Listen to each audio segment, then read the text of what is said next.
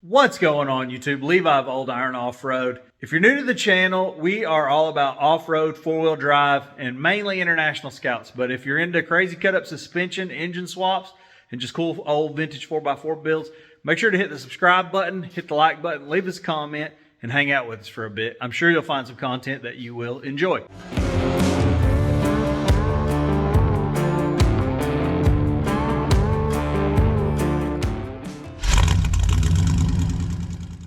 So today we managed to eke out some time to get back on this guy. If this is your first time to the channel, make sure to go back and check out some of the earlier videos. We've been doing a complete build series on this guy pretty much from start to finish, so definitely check that out. Anywho, so in the evenings I did manage to get a set of gear stuffed in this guy.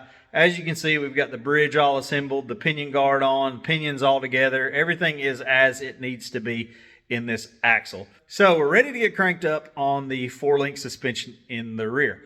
Now, I've already taken some time and actually have the front chassis side link mounts mocked up and tacked into place. I'm going to climb underneath this guy, give you a little bit of an explanation about what we've got going on. So hopefully you can see what we've got going on here. This is a double triangulated 4-link. Obviously, these are our uppers and these are our lowers. This kit was put together by a friend of mine, Chris Webb, who owns Webb's Off-Road. He also builds hydraulic assist clamps that are really nice. If you're in the market, make sure to check out Webb's Off-Road. Now, we also have a skid plate from him that we're going to be using. But as you can see, we've got all this stuff tacked in. I know it's going to look weird where the transmission is, but I assure you there's enough room to actually pull the transmission back and drop it out. We've got about 4 inches between the back of the flange and the back side of this. Plenty of room to drop the tranny out. Typically I would flange this and make this whole cross member drop out, but it's really not necessary. Ignore these holes. We probably won't be using those, but those are actually in there for exhaust routing. So that brings us to where we are now. I'm gonna get the rear axle slid underneath the truck and we're gonna kinda get it positioned where we want it. And as you can see, I actually have a body reference here that kind of gives me an idea of where I want the center line of the axle to be to achieve. I can't even remember what wheelbase we were shooting for now. I think we wanted it to be around 110. We'll talk more about suspension design. So on the front 3-link, I really just focused around what would actually fit. My lower links in the front are reasonably short. A lot of people say that you need to shoot for at least a 36-inch link. 36 to 48 is typically the rule of thumb if you've got the room to package it. On the front, I really didn't follow those rules, but on the rear 4-link, the double triangulated setup, we are gonna follow kind of the basic general rules of a double triangulated 4-link. We're going to end up with probably around 40-inch lowers, and the uppers are going to be somewhere around 3/4 of the length of the lowers. So those are general guidelines when you're building a double triangulated 4-link. If you want to know why, just dig into it, 4-link design, and then there's lots of explanations and lots of forums and lots of reading until your eyes bleed about 4-link suspension design. So I'll leave that to you to dig into. We won't get into it here. So let's jump into it. Let's get this rear axle underneath the truck. Let's see what our positioning looks like. Let's get it pushed all the way up as far as we can at full bump. And let's start building a 4-link.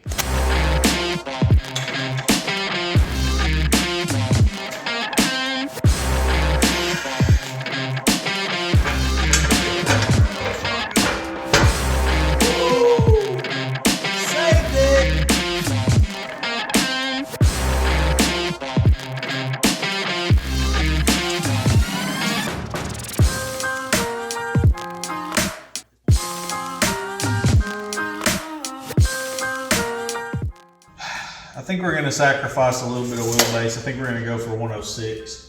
I don't like it, but it is what it is. Pull this axle 2 inches further forward. So that's pretty darn close to where it's going to live. It's centered side to side and centered front to back. And I'm measuring off the front center line on the kingpin. I've already squared the front axle, so I know it's reasonably square. We've always got adjustment in the link so we can get everything trued up, but we should be really close. 107-inch wheelbase is what it is. That's where it's going to live. So I'm going to get the pinion angle kind of set to where we think we need to be, kind of get an eyeball on link mount position, and then we can actually start mocking up links. This should go pretty quick.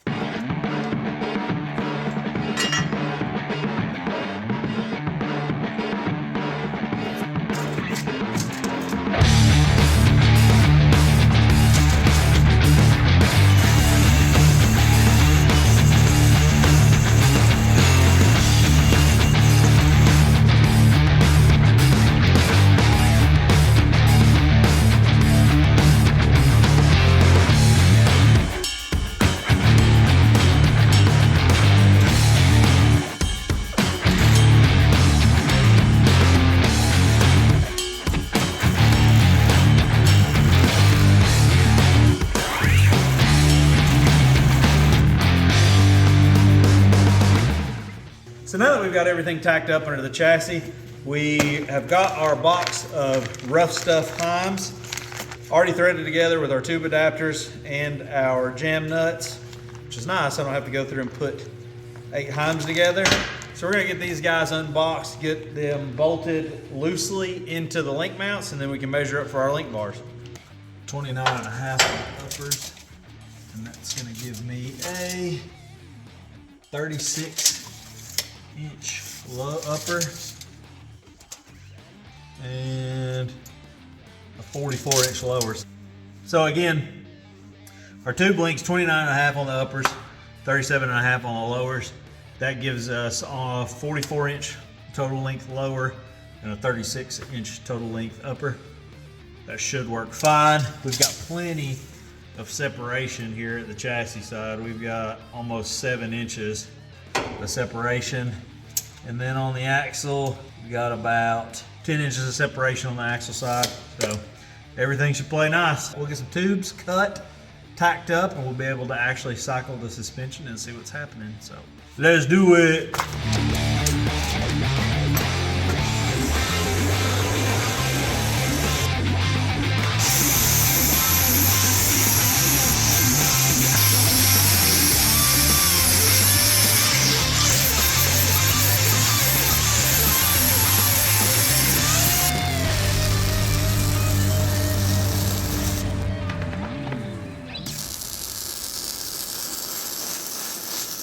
So we've got our link bars mounted in the truck and everything pushed up to pretty much full compression.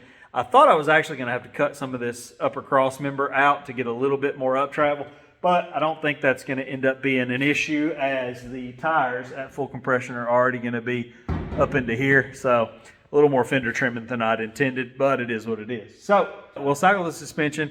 And I think we'll work on getting the bump stops figured out and get them placed, and we should be able to get the rear coilover towers built and the coilovers in place. And that'll pretty much be it for the rear suspension. Let's dig into it.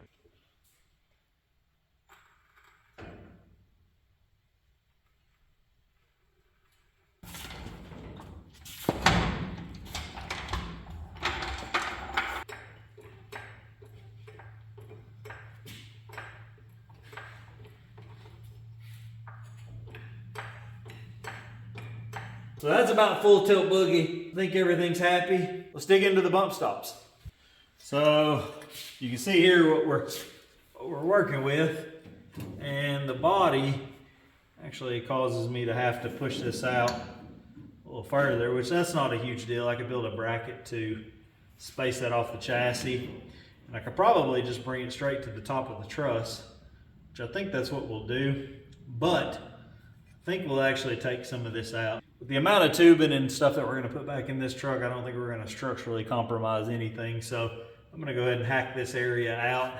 That way we can push this guy pretty much straight up to the chassis. We can tack the can directly to the chassis and then just build some gussets off of that. And that'll be pretty easy and straightforward. So let's make that happen.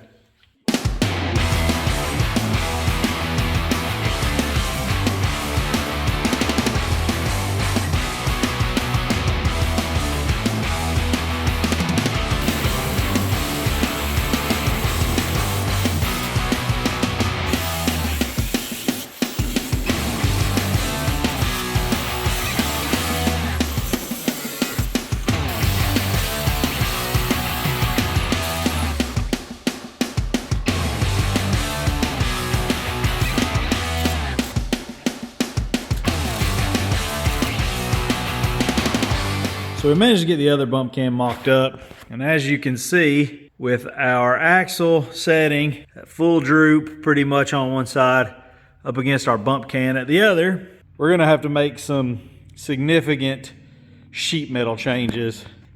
As expected, obviously a 40-inch tire is going to take some sheet metal trimming, but I'm torn on the sheet metal. I don't know which direction to go. I really had initially thought about cutting the wheel arch out, stretching it and making it fit and look not really a factory wheel arch, but still trying to retain this flare. I honestly don't think I have the time and the patience to do that on this truck. If it was for a customer that wanted that look, I would say, yeah, I would go for it. This truck's going to get beat up. So instead, What I think I'm gonna do is I'm actually gonna either have my buddy bend up some square tubing, some 1-inch square, and we're actually gonna use the square to make a finished edge on the sheet metal after we trim it, or I'm gonna invest in a tubing roller and I'm actually gonna roll a piece of tubing to kind of make some, I don't know, just a finished edge. The only thing I'm not real sure about is the cut. I don't know what style cut I want, and it's kind of, cutting fenders is kind of my thing, and I want it to look nice. I don't want it to look like an accidental, like just a, oh no, we need to get sheet metal out of the way. So if you have any ideas or suggestions or places to look, I've scoured the internet. Let me know what you think. Should we go with just a nice simple round dealio, or should we try to do more of a squarish? I don't know. Leave me your thoughts and ideas in the comments. But anyway, with the bump cans mocked up and in place, we've actually got a upper shock mount from Ballistic. I really dig this setup. It comes with this big bolt that goes through the upper mount like so to accommodate different widths of shocks. It's 1 3/4 120 wall DOM, so it should be pretty nice and sturdy. The coilover is ultimately going to end up sticking up through here just a little. So I'm going to get the lower coilover brackets made, tacked onto the axle, so we can slide a coilover in place and see exactly where we need to cut. So let's get into that.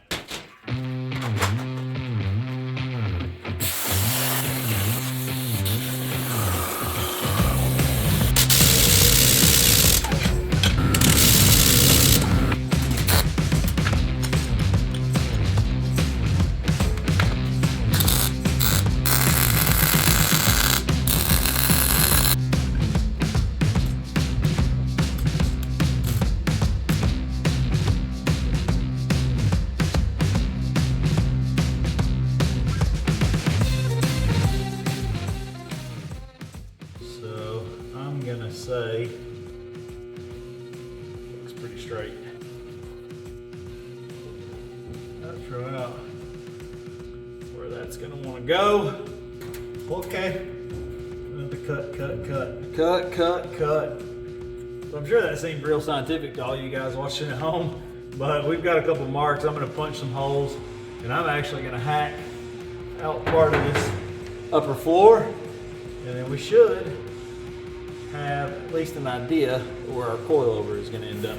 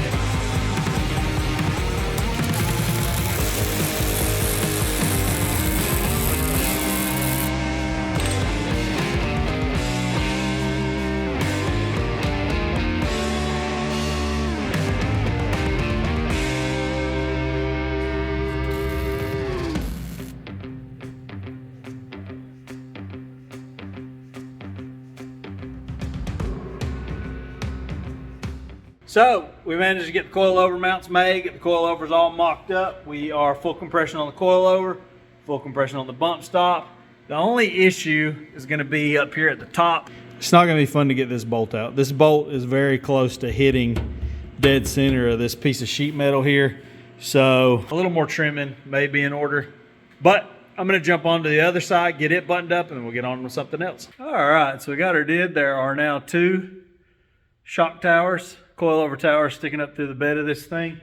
And I think at this point, the next logical step is to drop the rear axle out from underneath this truck. Since all our brackets and everything are on there, I think we can actually take the rear axle out, get it finish welded, painted, and get this pile of parts out of the back of this thing. So let's make that happen.